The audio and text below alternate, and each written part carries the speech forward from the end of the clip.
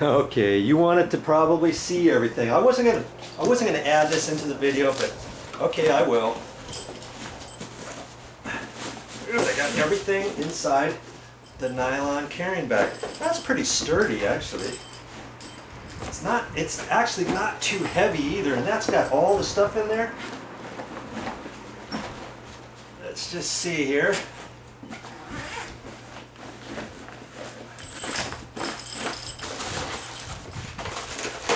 Here's the Sawzall. And you know what? With lithium batteries, you'd be surprised at how well Sawzalls work. Now this is not going to be a heavy-duty, grungy Sawzall that you can use for everything, but I think it would do the trick. And here's the drill. It feels pretty heavy, and I like the fact that when I set it down on the charger, it's going to set down nice and straight and tight. Here's my batteries, the lithium batteries. I'm kind of anxious to try this out because the lithium batteries have been out for a few years now, and they're supposed to be way more powerful. They last a lot longer. I'm going to stand that up like that. They last. Hey, look. This thing already has a slight charge to it. Might be able to do my job after all without charging it up. Even comes with a little drill bit right there, and there's a magnet on here, right here, like that. If you want to use that. And it looks like there's a chuck. You see this here? It's got numbers on it, so you can turn that to however tight you want. See, if I have it, let's say I have it loose. If I hang on to it, it's just going to chatter. If I have to, okay, let's say I have that tight. So I just hold it, and it's spinning because I need to tighten it up. Now it's going harder. See, and so you can adjust things however you want. Usually I have it fairly tight. You got it all the way up to the end. That's for drilling, but you can put drilling in here too. I'm kind of impressed that it already has a charge to it. Plus, I think this battery charger is a quick charging battery, so it won't take as long as the other kind of batteries, and it just snaps right on in there. I'm kind of liking that. Okay, so it came with two chargers, two battery chargers.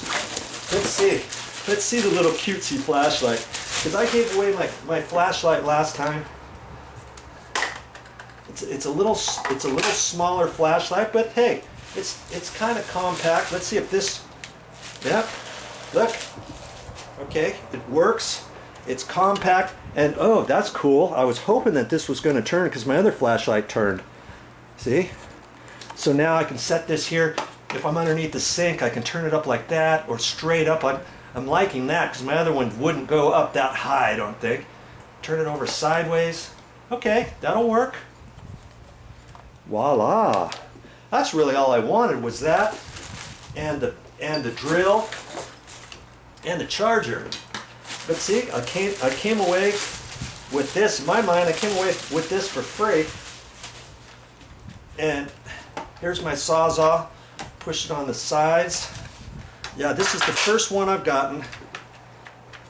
And here's a button here on the side. There you go. See, for right and left-handed, that's kind of cool. If you're left-handed, you may want to push this on this side as you go.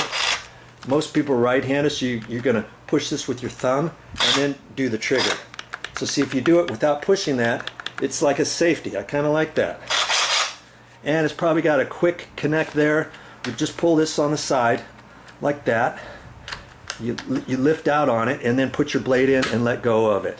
I don't know. I don't think it came with any blades. I kind of doubt it came with any blades. We'll see. Yeah, I'm not seeing any. There is no. Hey, here's a Sawzall blade right here. Let's see. One blade, but hey, you can get different blades for it. I say one blade, but actually, oh wow, the sun's just going down. See? Two blades. Here's for wood, and this one's for sheet metal. It's like a hacksaw blade. And you just pull the side of this out like that, and you have to hang on to it. Now you can put it in here and let go.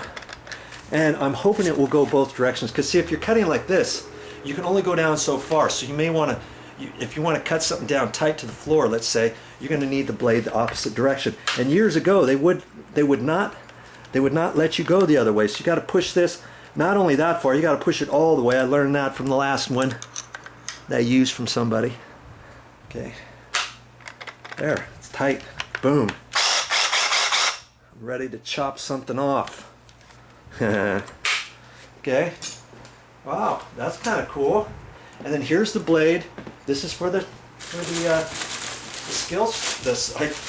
I call everything a skill saw. It's a reciprocating saw, because if you say skill saw, skill is the name.